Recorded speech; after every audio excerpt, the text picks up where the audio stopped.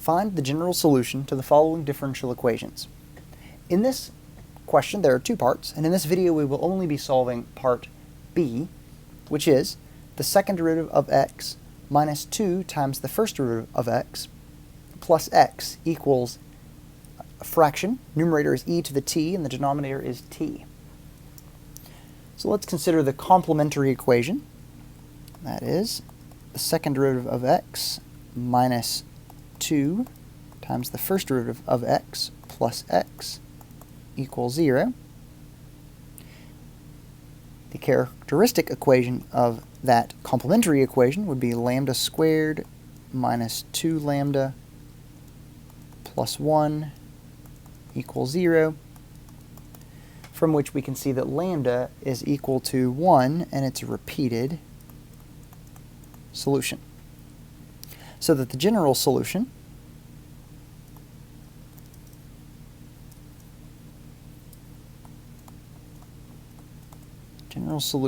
will be of the form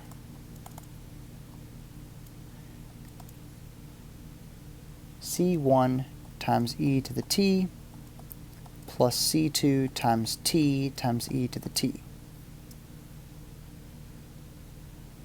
Now we're going to set up a system of equations. Again, this is called the method of variation of parameters. From the general solution, I'm going to say that y1 is e to the t, and y2 is t times e to the t. So variation of parameters says we'll set up a system which is u prime times y1, so times e to the t, plus v prime times y2, which is t e to the t, equals 0. And the second equation is u prime times y1 prime plus v prime times y2 prime equals r of x, which is our e to the t all over t. So that leaves us with u prime e to the t plus v prime, open parentheses, e to the t plus t times e to the t, close parentheses, equals our fraction e to the t as a numerator and t as the denominator.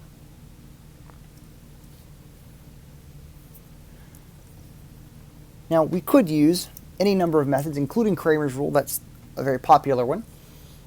But I noticed that two of these terms could actually be eliminated very easily. So if we take the second equation and subtract the first, take the second equation, subtract the first, this leaves us with an equation that is v prime times e to the t equals e to the t as a numerator divided by t,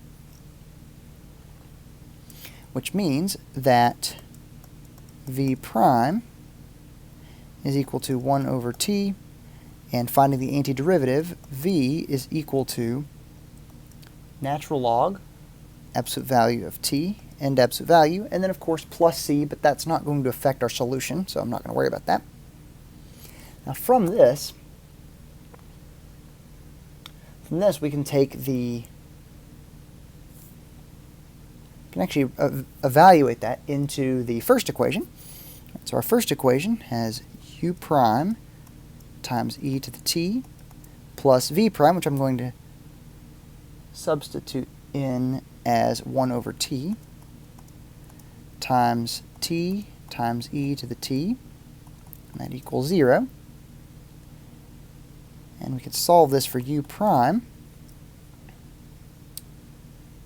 U prime is equal to negative 1, which means that u, finding our antiderivative, is equal to negative x.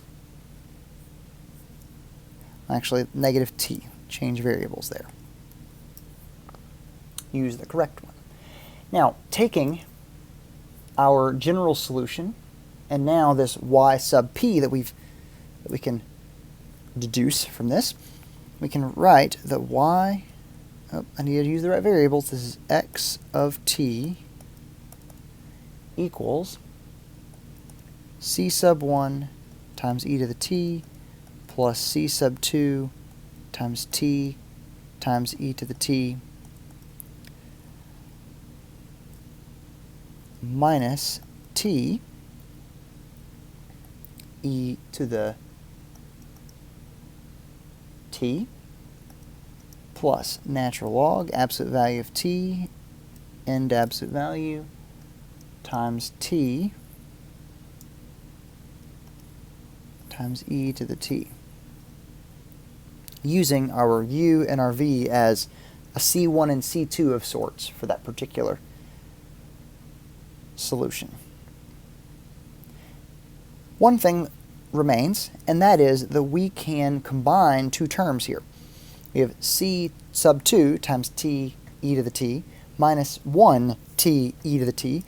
We can combine that as a constant and say that x of t is equal to c sub 1 times e to the t plus c sub 2 times t times e to the t plus ln absolute value of t end absolute value times t times e to the t.